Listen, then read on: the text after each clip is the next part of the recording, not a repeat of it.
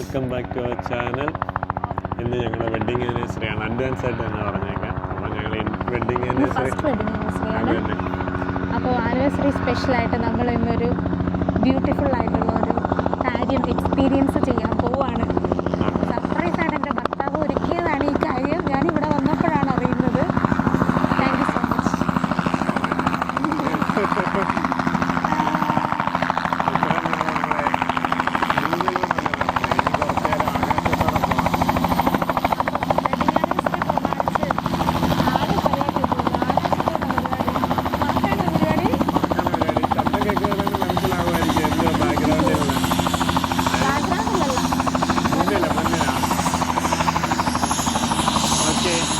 ബാക്കി വിശേഷങ്ങൾ നമുക്ക് വഴിയെ കാണാം അല്ലേ?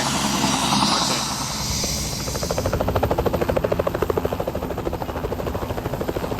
നമ്മുടെ ഹെലികോപ്റ്റർ റൈഡിൻ്റെ ഏറ്റവും എക്സൈറ്റിംഗ് ആയിട്ടുള്ള ഒരു കാര്യമായിരുന്നു ഞങ്ങൾ ഹെലികോപ്റ്ററിൽ കയറിയതും ഇറങ്ങിയതും.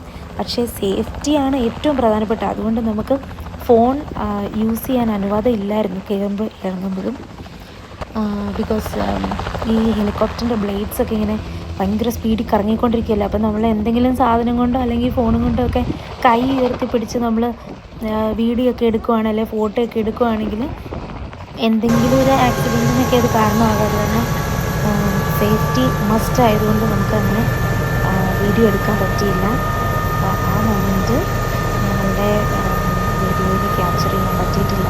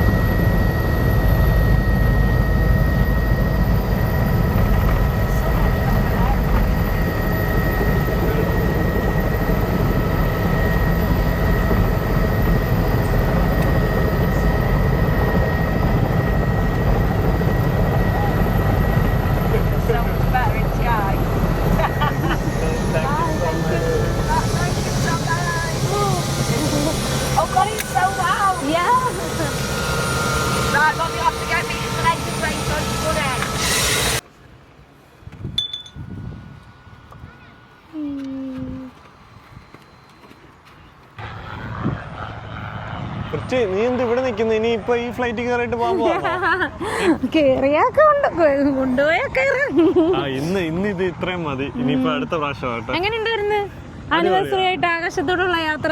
അടിപൊളിയല്ലായിരുന്നോ? എപ്പോഴും താഴെക്കൊണ്ടുള്ള യാത്രയല്ലേ. ഇപ്പൊ ഒരു വെറൈറ്റിക്ക് ആനിവേഴ്സറി ഒക്കെ അല്ലേ, ഫസ്റ്റ് ആനിവേഴ്സറി അല്ലേ, ഇപ്പൊ വെറൈറ്റിക്ക് നമുക്ക് ആകാശത്തോടുള്ള ഒരു യാത്രയാവാന്ന് വിചാരിച്ച് ഹെലികോപ്റ്റർ ബുക്ക് ചെയ്തു. ഞാൻ നോർമൽ ഫ്ലൈറ്റിൽ പോകുന്ന പോലെ ആണെന്നൊക്കെ വിചാരിച്ചു, പക്ഷേ ഫ്ലൈറ്റിൽ പോകുന്ന പോലെ അല്ല, നല്ല രസമായിരുന്നു, അടിപൊളിയായിരുന്നു.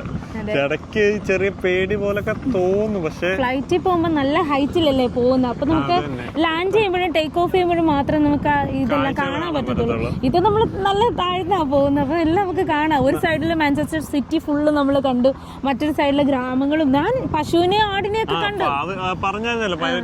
അതെ, പൈലറ്റ് നമ്മളോട് സംസാരിച്ചു, നമ്മളിങ്ങനെ ഇയർഫോണൊക്കെ വെച്ചിട്ടൊക്കെ ആയിരുന്നു പോയത്. ഇടയ്ക്കൊന്ന് ചെറുതായിട്ട് പേടിച്ചപ്പോഴാണ് പൈലറ്റ് ചോദിച്ചു ഓക്കെ ആണോ.